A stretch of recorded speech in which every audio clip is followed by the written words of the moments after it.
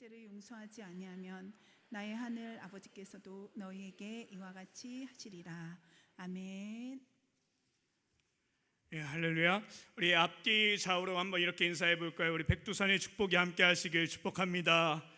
백두산의 축복이 우리 100세까지 두 발로 우리 산에 올라가시는 축복이 함께 하시길 축복합니다. 예, 잠깐 우리 교회 소식 우리 말씀드리면 우리 오전 예배 때도 말씀드렸지만요. 우리 셀 개강 맞이 연합세 모임이 있는 거, 그리고 카자흐스탄 우리 알마티 단기 선교 우리 계속적으로 담임 목사님과 우리 선교팀 위해서 기도해 주시고요. 우리 양육반 제자반 우리 이제 9월 10일 11일 날 우리 개강하고요. 또 하반기를 여는 특별 새벽 기도회 이 순서대로 우리가 잘 지역과 또 담당자분들 잘 담당해 주시면 감사하겠습니다. 예, 그리고 특별히 우리 결혼 화명의 권사님 자녀 김예진 양과 모응원 형제 우리 9월 6일 토요일 날 오전 10시 30분 MJ 컨벤션 5층 파티오 블룸 부천에서 우리 결혼식이 있는데 많은 분들 함께 축하해 주시고요. 우리 김채연 양 우리 9월 6일 토요일 날 오후 3시 파라다이스 웨딩 컨벤션 3층 그랜드 볼룸홈 대구에 우리 또 결혼식이 있습니다. 예, 나머지 우리 순서들은 주보를 참고해 주시고요. 우리 이 시간 또 우리 전사님을 소개하는데 그때 권원 목사님이 저를 그렇게 소개하시더라고요. 가장 우리 교회에서 행복한 남자라고 소개해 주셨는데 저 못지않게 또 아주 행복한 우리 전도사님이신 것 같습니다. 우리 전도사님 우리 올라오실 때 큰 박수로 왜 행복하신지 모르세요? 우리 또 결혼을 앞두신 우리 전도사님 우리 축복의 박수로 우리 환영하도록 하겠습니다.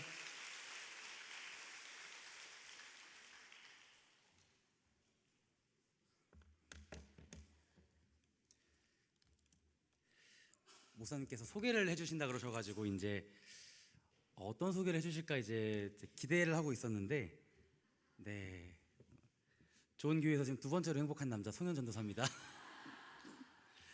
네, 오늘 어떻게 2부 3부 예배는 은혜가 되셨는지 모르겠습니다. 오늘 강사로 오신 김용훈 목사님께서는 제가 지금 다니고 있는 장로회 신학대학교에 저기 총장님으로 계시는데 설교학 전공을 하시고 지금 학교에서 또 채플 때 이렇게 많은 은혜를 주시면서 함께 우리 신학생들과 예배를 드리고 계신데요. 제가 오늘 이렇게 2부 3부 끝나고 나서 굉장히 마음에 큰 짐이 생겼습니다. 예배를 저희 유튜브 교사 선생님들도 이제 예배를 드리실 거 아니에요. 그 예배를 드리시고 내려오시는 선생님들 눈에 그 눈물이 계속 맺혀 계시는 거예요.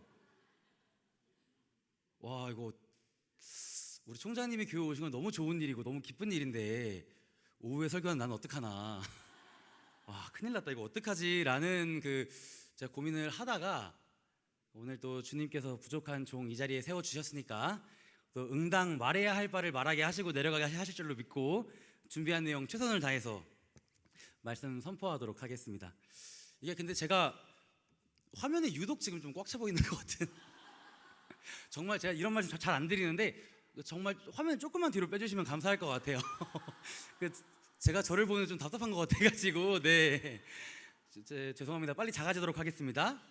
늘 보이지 않는 자리에서 수고해 주시는 우리 미디어팀 감사합니다. 네, 그래서 사실 이제 오늘 저기 예배 마치고 나서 부담이 생긴 것과는 별개로 사실 오늘 본문을 준비하는데 조금 마음에 어려움이 있었어요.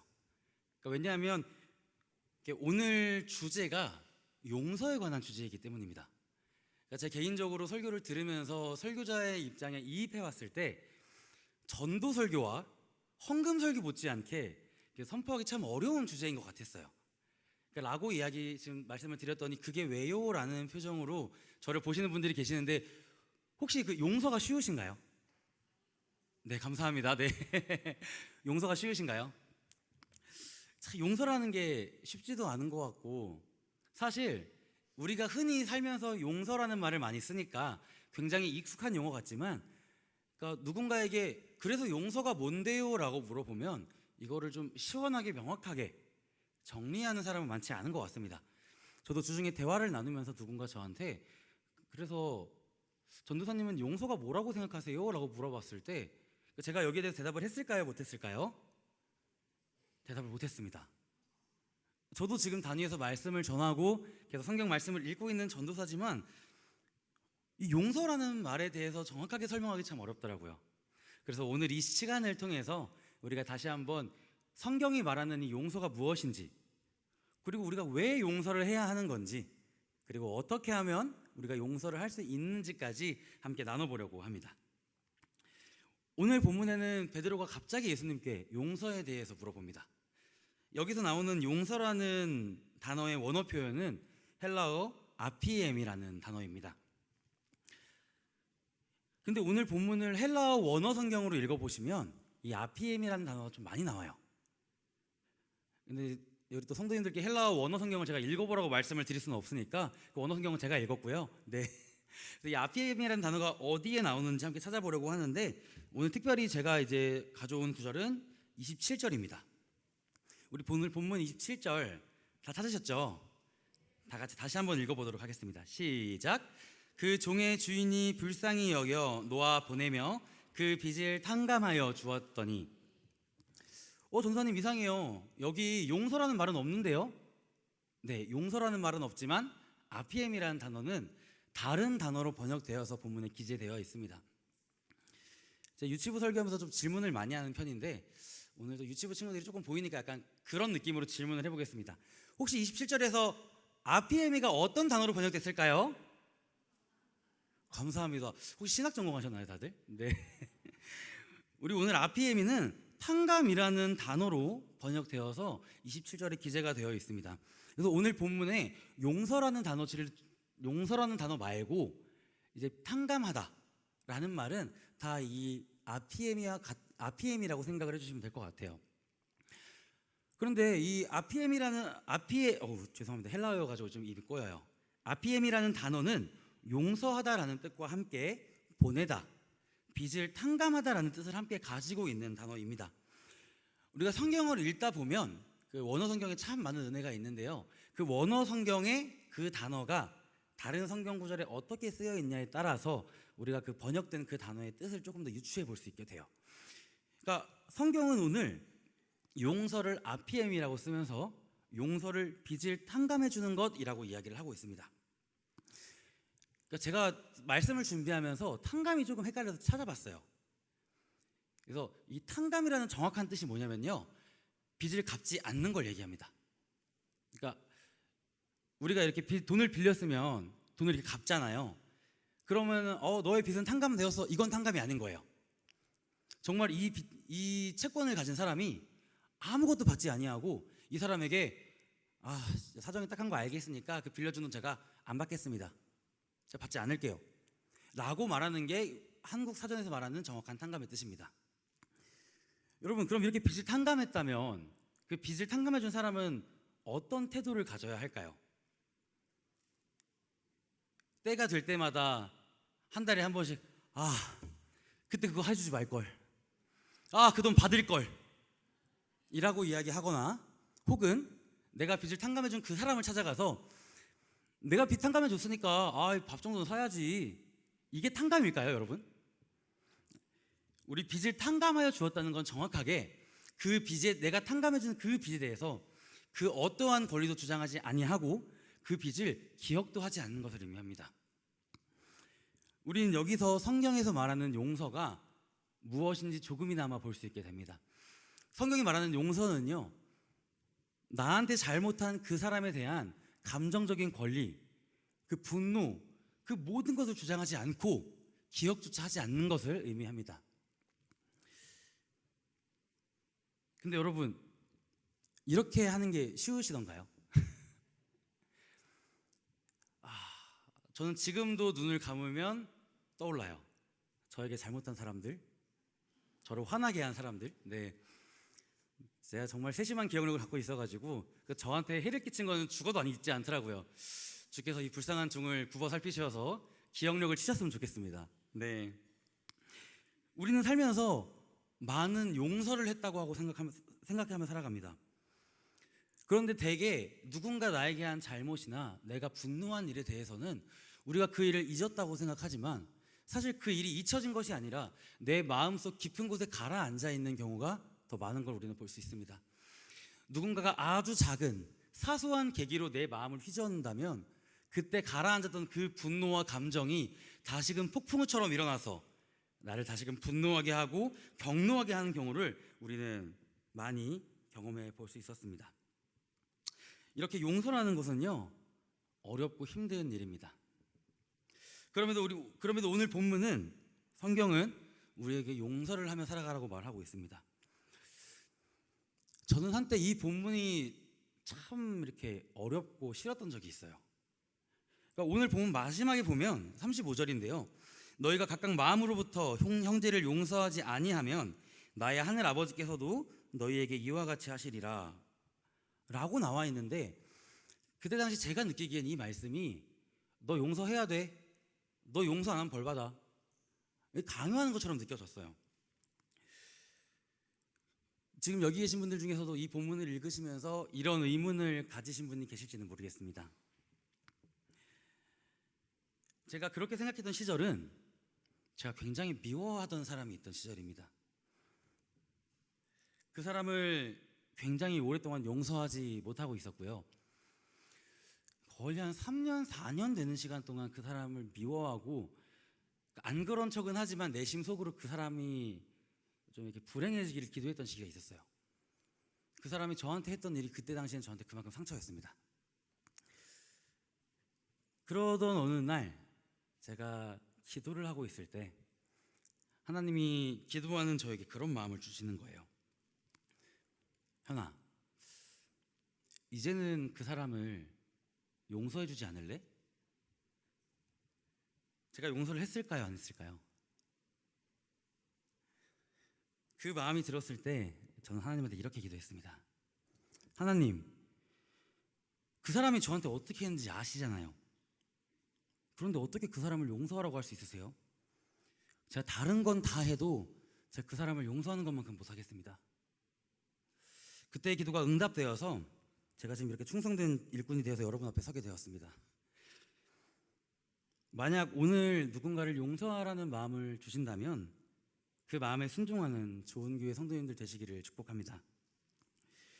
그러니까 그렇게 분노에 사로잡혀서 말씀도 오해했던 제가 이 본문을 더 깊게 묵상하면서 용서가 나의 권리라고 생각한 게 얼마나 멍청하고 교만한 생각이었는지 알게 되었습니다. 사실 이 오늘의 말씀의 본질은요, 너 용서 받았으니까 너도 용서해, 야, 너 비탄감 받았으니까 너도 이제 비탄감 해줘, 이런 얘기가 아니에요. 오늘의 본문은 우리 기독교의 원리를 굉장히 잘 설명하고 있는 본문이기도 합니다. 제가 그 원리를 어떻게 설명할까 고민을 하다가 제 나름대로 이름을 좀 붙여봤습니다. 저는 그 원리를 기억과 감사 그리고 흘려보냄의 원리라고 부르려고 합니다. 특별히 오후 이 시간까지 남아 계시는 우리 성도님들께서는 교회 곳곳에 많은 자리에서 봉사하시는 분들이실 거예요, 그죠? 교사로, 찬양단으로, 또 만나팀에서, 세가족팀에서, 제가 미처 언급하지 못한 우리 교회 많은 부서에서 봉사도 하시고 예배도 드리시는 분들이실 겁니다. 그런데 제가 질문 드리겠습니다. 봉사 왜 하세요? 힘들지 않으세요? 이게 또 특별히 저희 교회는 전도를 굉장히 열심히 하는 교회예요, 맞죠? 이제 곧 열린 셀 시즌이 다가올 텐데, 그러니까 전도는 왜 하세요? 그래서 모르는 사람한테 말 걸기 어렵지 않으세요? 전 아직도 모르는 사람한테 말 걸기 조금 어렵던데. 봉사와 전도를 빼더라도요, 이 황금 같은 일요일 오후 이 시간 왜 여기 앉아 계세요? 사실 이 시간에 여기 안 계시면 우리는 가족들과 더 멀리 놀러 나갈 수도 있고요, 내일 출근하셔야 되는데 이 오후 시간 푹 쉬실 수도 있는 시간이에요. 그런데 오늘 이 시간 왜 이 자리에 앉아 계신가요? 우리가 봉사하고 전도하고 또 주일 이 오후 시간까지 사무회 가면 우리 예배의 자리에 나오는 이유는 사실 간단합니다. 여기 모인 우리 모두 그 은혜를 기억하고 그 은혜에 감사하고 있기 때문입니다. 하나님께서 나에게 주신 그 은혜가 너무 감사하고 그 은혜가 너무 감격스러워서 가만히 있을 수 없게 되는 거예요. 그 은혜를 우리는 흘려보내기 위해서 봉사의 자리에 나아가고요, 전도하고요, 다시금 예배의 자리에 나아옵니다. 그런데 용서도 마찬가지입니다. 우리가 용서해야 하는 이유 역시 기억과 감사 그리고 흘려보냄의 원리입니다. 사실 이 자리에 모인 우리는요, 모두 죽을 수밖에 없는 죄인들입니다. 죽을 수밖에 없는 죄인인 나에게 생명조차 아끼지 않으시고 나를 용서하기 위해 죽으신 그 사랑과 은혜를 기억하고 감사한다면 우리는 기꺼이 용서할 수 있을 것입니다. 용서를 흘려보낼 수밖에 없게 될 것입니다. 그러니까 성경은 참 친절한 책이에요. 우리가 이 은혜가 얼마나 크고 얼마나 놀라운지 잘 이해를 못할까 봐 또 친절하게 수치로 비유해주고 계세요. 이미 많은 목사님들이 설교를 하시면서 이 화폐를 많이 환산하셨는데 오늘 저도 이제 우리 성도님들께 조금 더 본문의 말씀에 와닿기를 바라는 마음으로 저도 한번 계산을 해봤습니다. 제가 오늘 계산하면서 알았는데 2025년 기준으로 일용직 근로자의 이렇게 하루 이제 일당이 15만 원 정도라고 이야기를 하더라고요, 보통. 저도 이제 일용직을 안 하고 있기 때문에 정확한 수치는 제가 모르겠지만 그 구글이 그렇게 말해줬어요. 이게 이 당시에 1데나리온이 노동자의 하루 품삯, 노동자의 하루 일당입니다. 그러면 이제 1데나리온은 15만 원이 되는 거죠. 이때 달란트는 좀 큰 화폐의 단위인데요. 6,000데나리온이 1달란트예요. 그러니까 노동자가 하루도 안 쓰고 안 먹고 6,000일을 모아야 1달란트를 겨우 모으는 거예요. 그러니까 꼬박 16년 동안 일당을 모아야 모을 수 있는 돈이 1달란트인데 오늘 이 종이 오늘 이 종이 오늘 이렇게 빚진 금액이 얼마라고 했죠? 1만 달란트입니다. 그러니까 쉽게 말해서 이 종은요, 자기가 16만 년 동안 하루도 안 먹고 안 쓰고 모아야 되는 돈을 빌린 거예요. 16만 년이요. 16만 년입니다, 여러분. 그러니까 평생을 거쳐도 못 모으는 돈이라는 뜻이에요. 그러니까 이 16만 년을 모아야 되는 돈을 이제 현대 화폐로 계산해 보면요, 얼마가 나오냐면, 다들 놀랄 준비 되셨나요? 네, 9조 원입니다. 그러니까 이 주인이 얼마나 통 큰 주인인지 우리는 알 수 있어요.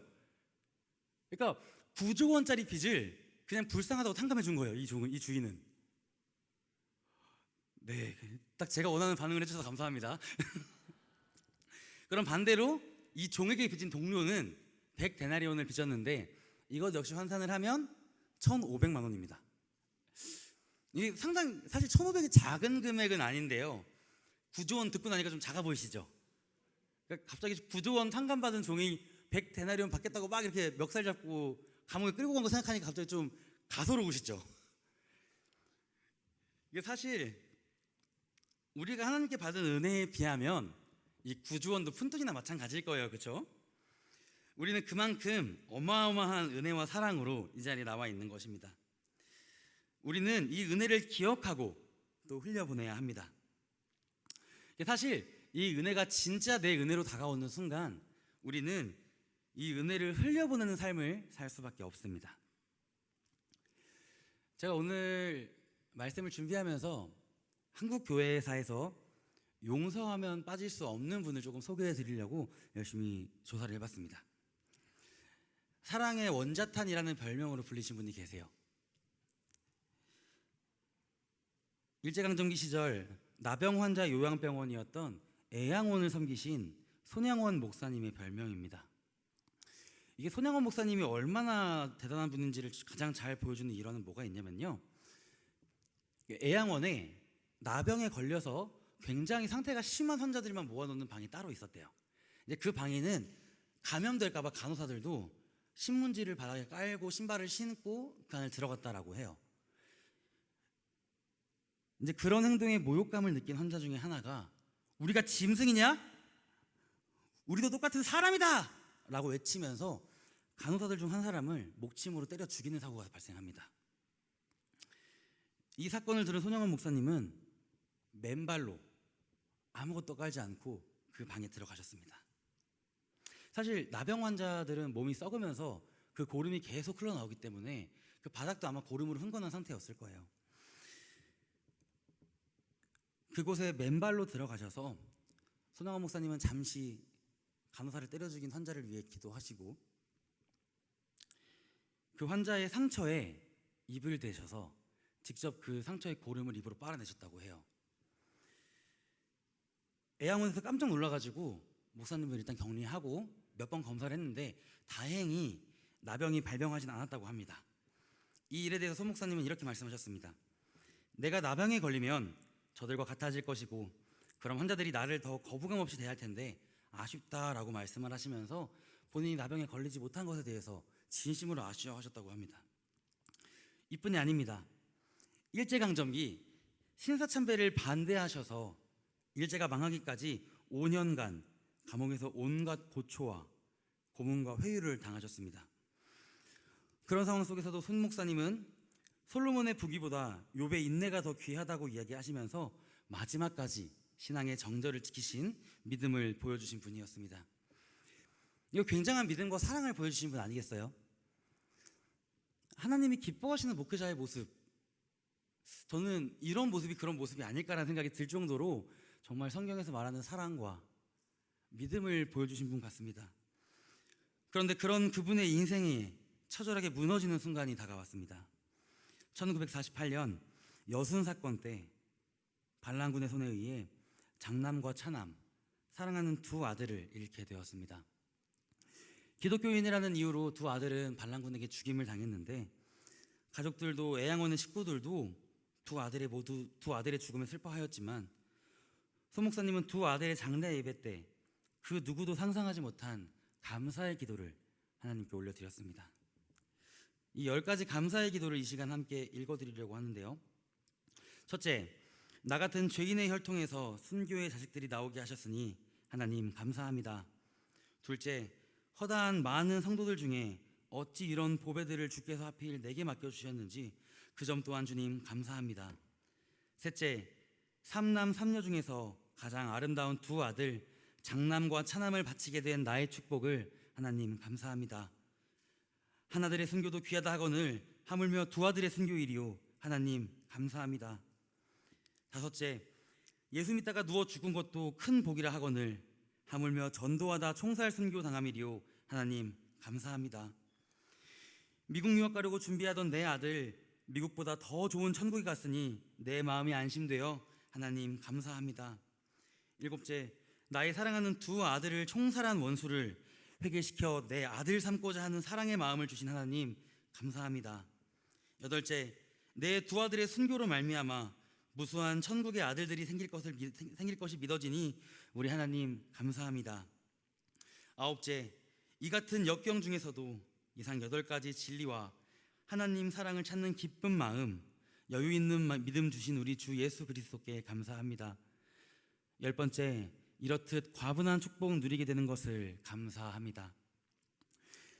자신의 두 아들을 죽인 그 사람을, 그 원수를 소 목사님은 용서하고 양자로 삼는 사랑을 보여주셨습니다. 소 목사님이라고 두 아들의 죽음에 초연한 것은 아니었습니다. 두 아들의 시신을 처음 마주하였을 때 소 목사님께서는 두 아들의 시신을 붙잡고 울부짖으셨다고 합니다. 처절하게 지킨 신앙의 대가가 사랑하는 두 아들의 죽음이라니, 울부짖고 원망하고 그 원수를 향하여 복수하고 싶은 마음이 들어도 이상할 것이 없는 상황에도 소 목사님은 그러지 않으셨습니다. 어떻게 이런 용서를 하실 수 있었을까요? 어떻게 이렇게 사랑하신 걸까요? 이러한 목사님을 막내딸이었던 손동희 권사님은 이해하지 못하셨습니다. 두 오빠를 죽인 원수를 아들 삼겠다는 아버지에게 따져 묻는 막내딸에게 목사님은 이렇게 말씀하셨다고 합니다. 동희야, 성경 말씀에 원수를 사랑하라고 하지 않았니? 용서만 가지고는 안 된다. 사랑해야 하지 않겠니? 손양원 목사님은 두 아들을 죽인 원수를 앞에 두고 그 원수를 보지 않았습니다. 나를 사랑하시고 먼저 나를 용서하신 하나님, 나를 구원하기 위해 생명조차 내어주신 그 하나님의 말씀을 먼저 바라보셨습니다. 용서의 방법은 이것입니다. 우리는 용서하기 위해서 시선을 돌려야 합니다. 나를 괴롭히고 화나게 하는 그 원수에게서 눈을 돌려서 하나님을 바라봐야 합니다. 사실 우리의 시선이 그 원수를 향하고 있으면요, 그 원수를 향한 미움과 분노, 그리고 그가 나에게 했던 그 일이 끊임없이 생각날 수밖에 없습니다. 우리는 더욱이 하나님의 은혜를 기억하기 위해서 일부러라도 그 원수에게서 눈을 돌려서 나를 사랑하시고 나를 구하시고 나를 이 자리까지 인도하신, 죽음으로 나를 용서하신 그 하나님을 바라봐야 합니다. 소 목사님도 그러셨습니다. 두 아들을 죽인 원수에게서 시선을 돌려 하나님의 사랑과 은혜에 집중하셨습니다. 감사하셨습니다. 그리고 용서하셨습니다. 말씀을 마치고자 합니다. 제가 누군가를 용서하지 못했던 그 시절, 저는 감옥에 갇혀 있었습니다. 미움과 원망이라는 세상에서 가장 작은 감옥에 갇혀서 그 무엇 하나 제대로 하지 못하던 시절이 있습니다. 사실 그 누구도 저를 그 감옥에 가두지 않았고요. 그 감옥에 저를 가둔 것은 저 자신이었습니다. 눈에는 색안경이 씌워져 모든 일을 부정적으로 받아들이고 그 무엇도 하지 않고 분노로 살아갔던 시절이 있습니다. 그 감옥은 이 세상에서 가장 작지만 그 무엇보다 견고한 감옥이어서 그 감옥에 갇힌 저는 미움과 원망, 분노의 노예로 살아갔습니다.